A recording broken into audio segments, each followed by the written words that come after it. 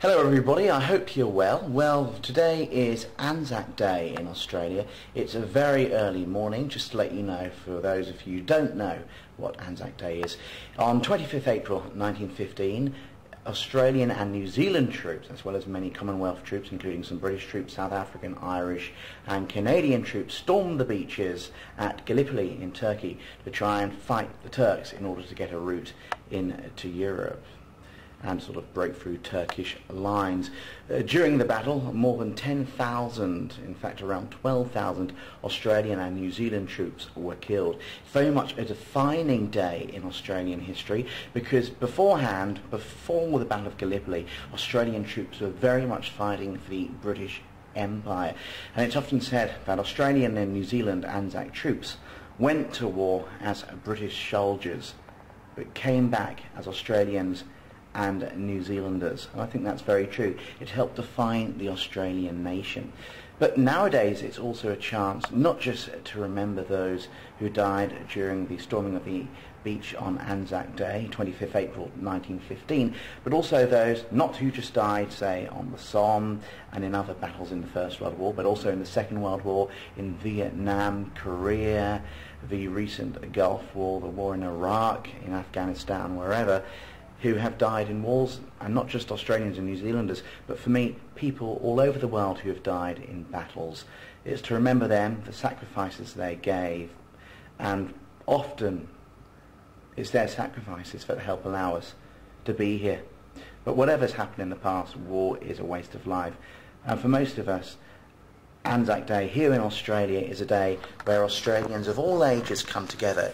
It helps unite different generations of Australians and of course New Zealanders, because people remember their history, and their history is passed down to people. Nothing to do with glorifying war at all. It's to remember those who died, and also to remember how serious war is and how it affects people. You know, it maims, it kills people, it causes distress, devastation to families.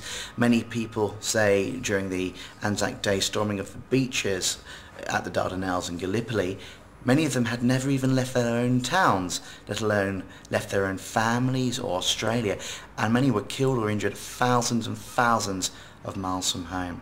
For me, it's a chance to remember that although I don't necessarily always agree with war, and some argue it's never even justified, but what is to remember is that it's not about glorifying war or to say it's being justified.